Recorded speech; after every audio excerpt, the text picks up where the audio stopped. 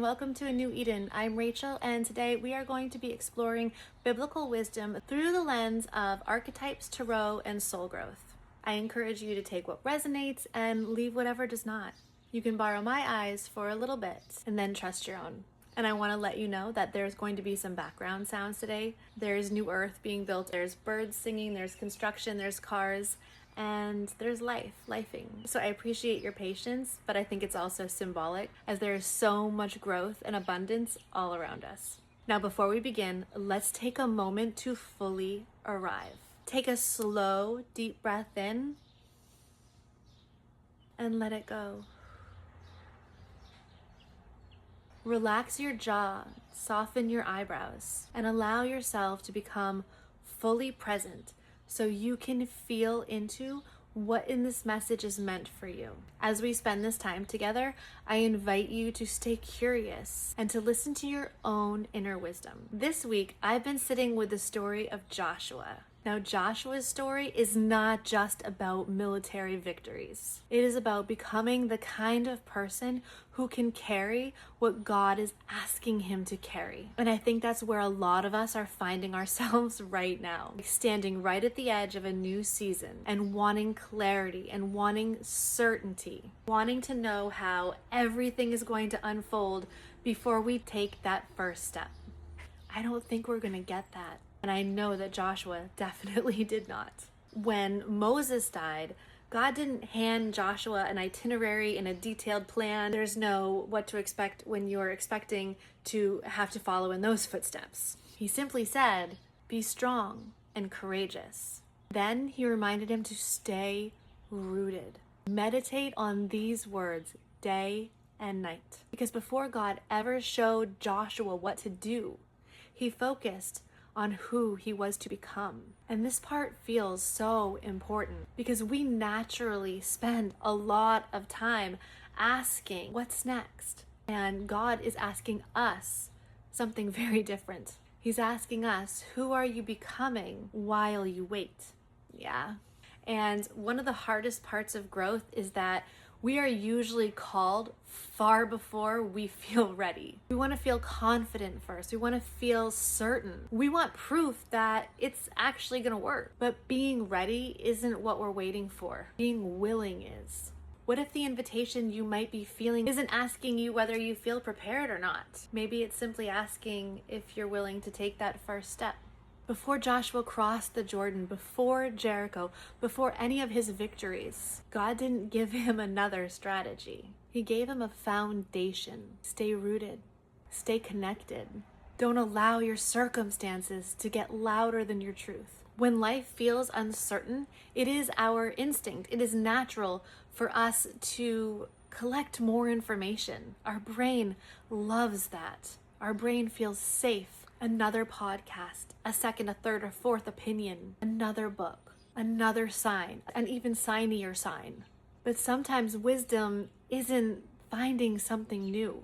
Sometimes it's becoming so deeply rooted that the next step is easier to recognize. And there's another thing that came up in this story that I don't think gets talked about that much. Joshua spent decades in the desert before anyone celebrated him. Decades. Just walking behind Moses, watching, learning, serving, being shaped. Those years were not a detour. They were the preparation. Many of us wonder if we're behind, if we've missed our chance. While everyone else is out there building the life that we hoped for, while we're putting in the work and still waiting. But Joshua reminds us that seasons where we feel hidden are not empty seasons. They're often the seasons that make everything else possible. God isn't delaying our life. He's preparing us to receive it. And in the story, Joshua eventually reaches the Jordan River, and everybody is ready to cross, and it is not parting. It only parts when they step into it. Sound familiar? We are not being told to rush. What real faith looks like is taking that first step before we can see the whole path.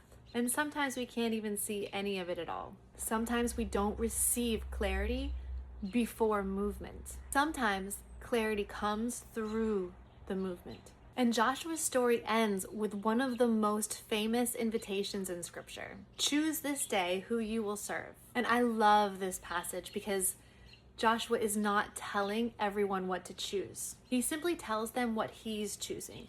As for me, there's something so incredibly grounded about that, because real wisdom does not need to force anyone. It simply lives with integrity. And maybe that's what the whole story has been leading us towards. Not one dramatic decision, but realizing that our lives are shaped on thousands of small ones. Every day we choose, right?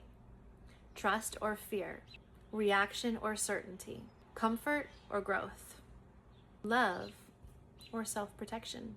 Little by little, those choices become our character. And eventually, our character is being built. Our character is being built. And eventually, our character becomes our life. So one of the greatest spiritual challenges is not making better decisions. It's just noticing who is making those decisions. What part of us is making that choice? Is it a reactive part of us trying to avoid discomfort, or trying to control the outcome, or trying to receive from a place of lack? Or is it the soul choosing trust and purpose and alignment? This is why discernment matters so much, because creation responds to our vibration, to what energy we are coming from. So when we make a loving decision coming from fear, that's the vibration we carry. We can't fool God. We can't fool the universe. When we're reactive, everything feels urgent. Fear gets loud. We convince ourselves that we have to decide right now. But when we slow down and we reconnect to what actually matters, we stop asking, will this make me feel safe? And we begin asking, who is this decision asking me to become? And that question can change everything. So as we move through this week, I want to leave you with a few questions. Where might life be inviting me to become more willing instead of more certain? What foundation am I building my life on? And could this season be preparing me for something that I can't quite see yet? And finally, what small choice can I make today that reflects the person that I am becoming? Don't rush your answer. Notice what comes up. And a mantra you can carry with you is, I am not waiting to feel prepared. I am stepping forward with faith. Thank you so much for spending this time with me. Over the next few days, I'll be sharing a series of reflections inspired by Joshua's story and the archetypes that came up and helped me to break it down and see it in a new way. I hope they'll give you a chance to slow down and sit with one piece of today's conversation at a time. And if you're looking for someone to walk beside you as you discern your own next season, reach out to me. My passion is helping people reconnect to their inner wisdom, to God, and learn how to hear more clearly and move forward with intention. You can learn more through the links in my bio or the description or the show notes, depending on where this found you. And until next time, keep listening. The quiet invitations are often the ones that change our lives.